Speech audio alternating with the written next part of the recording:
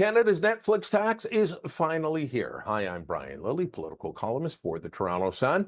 We've been hearing about the idea of a Netflix tax for a long time. Many of you might remember the really cringy ad that Stephen Harper put out back in the 2015 campaign, warning that if the Trudeau Liberals were elected, they'd bring in a Netflix tax. It's something they've always denied, and now it's finally here. Now, let's be honest, this is actually about leveling the playing field. And in some ways, that's a good idea. But did they have to level the playing field by making it worse for Netflix and Prime and Paramount Plus and Disney Plus and all the other streaming services? Or couldn't they have reduced the burden on Canada's broadcasters?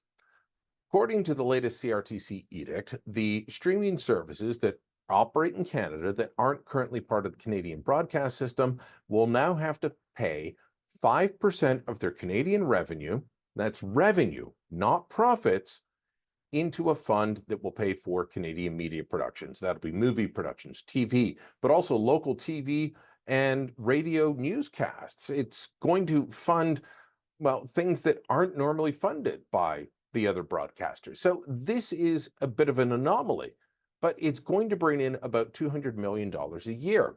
So if you have an Amazon Prime account and you watch that streaming service or Netflix or any of the others, things are going to get more expensive. This is the only thing the Trudeau Liberals know how to do. Look, I'm not saying that there shouldn't be a level playing field. I'm just saying, why make things worse? The idea that Netflix and Amazon Prime and these other streaming services shouldn't be paying the same taxes as Crave or Canadian broadcasters, well, that doesn't make sense. You're going to charge Canadian broadcasters or Canadian streaming services a fee, you should charge the same. But if you're going to add in all these guys, well, why not lower the fees for everybody else? That's not the CRTC's way. That's not the Liberal government's way. Their view is kind of what Reagan warned us about. The Liberal view on taxation and fees is if it's moving, tax it. If it stopped moving, subsidize it. And that's what they're doing here. This is not going to help the Canadian broadcast industry. This is not going to help the long-term health of our digital economy. In fact, it might even drive some players away and say, you know what, we don't need to be in Canada because we don't need to give up 5% of our revenues to be able to operate there.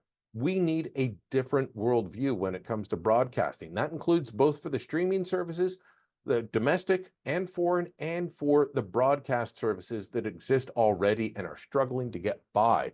But the CRTC, they're stuck in their 1970s mentality, the same one that brought us CanCon regulations that says Bryan Adams isn't a Canadian music artist. We need to drop the CRTC. Instead, the Trudeau government's putting them in charge of the internet.